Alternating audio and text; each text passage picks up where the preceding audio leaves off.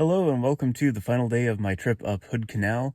I'm still at Fort Flagler and it's morning, so I actually have some daylight here and I'm gonna get some breakfast and then go explore the park.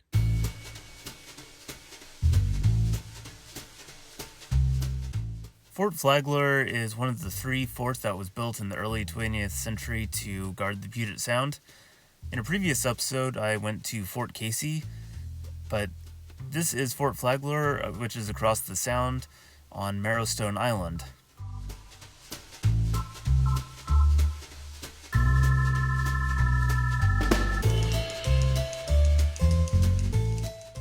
While Fort Casey on Whidbey Island and Fort Worden and Port Townsend are much more visited, this particular fort is on Marrowstone Island and is much more out of the way, so most people don't go here.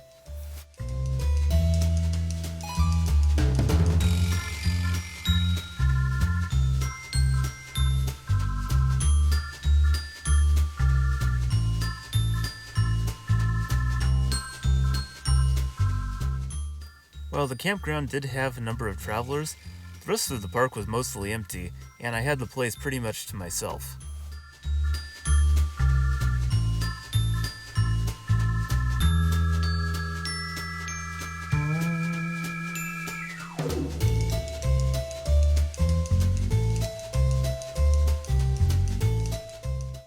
Out by the end of the point on the lighthouse, there was some interesting relics from World War I, including this firing line, and this moving target, which had been restored in the 90s.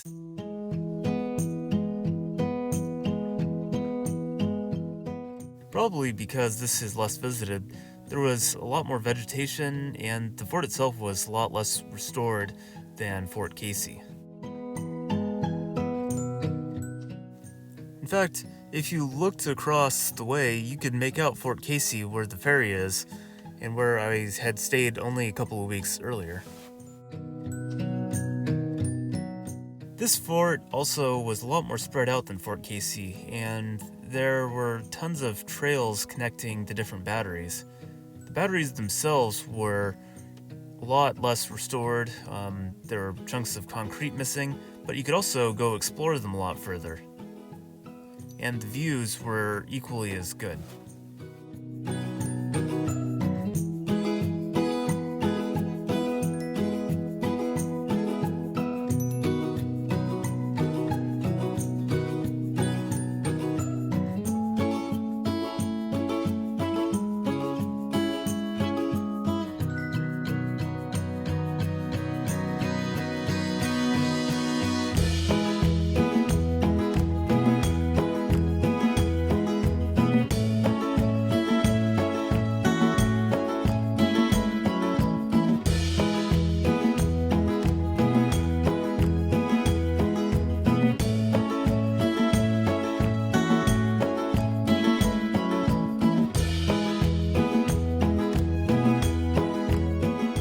Because this location was secured and guarded, a lot of the land around the fort itself was left largely untouched. There was a few areas of trail through there, but the wildlife has been left alone pretty much for at least 100 years.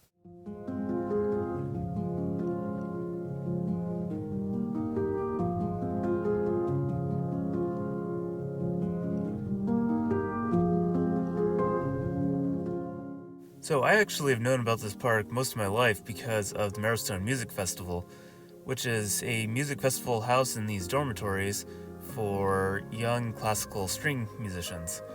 While I'm a classical pianist, my sister was a cellist, and so I heard about the Marrowstone Festival a lot. Well, that's most of the trails at Fort Flagler.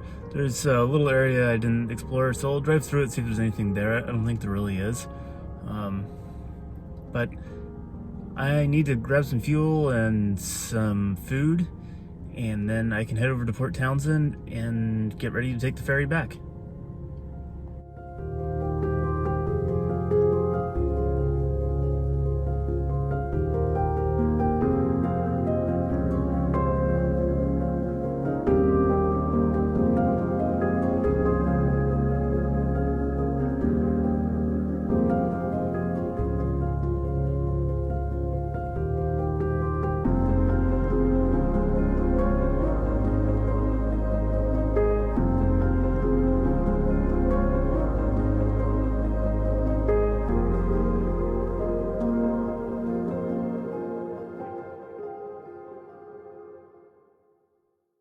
So I made it to Port Townsend.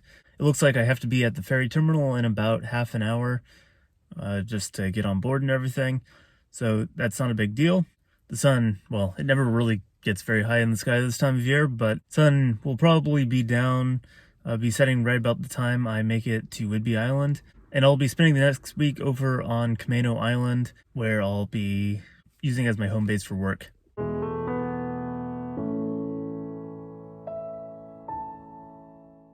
While I was waiting for the ferry, I decided to complete my fort tours by hopping over to Fort Worden for a walk on the beach.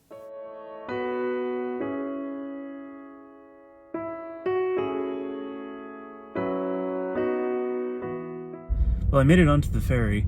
Fortunately, I can't really get out and take pictures or anything because, partly because I'm kind of wedged in here. There's a giant box for the engine oil fill sitting next to my door, so I can't open it.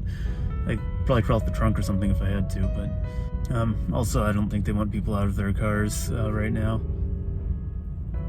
I tend to avoid ferries because they're a little bit on the expensive side, but in this case, because I'm headed back to Camano Island and we do have a deadline I have to get back by, it's completely worth it for me. This is one of the least expensive ferries in Washington, at least as far as I know. It's only about $12 for myself and my car to take the ferry, so it's not that bad, and the alternative would be about 350-400 miles of driving, which is what I just did, to get here, and so obviously that's a lot more fuel. I can probably do it in one tank, but again, that's between $20 and $30 worth of fuel, not to mention maintenance. About halfway across the sound, the ferry captain came on the intercom and said they were stopping the boat because there was a pod of orcas in front of it.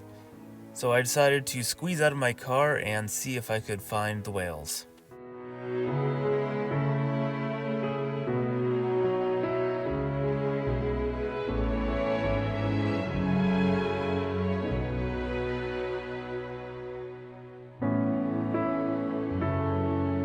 But I'm relatively thin and I can squeeze out my door barely. Definitely worth it to see some whales. But that's pretty much it for today's rest of the drive to Camano Island. It's going to be pretty much after dark and nothing too exciting is going to happen in the process. So hopefully you enjoyed this video, and if you did, remember to hit the like button. I do these videos every week, so also subscribe, and I'll see you on the next one.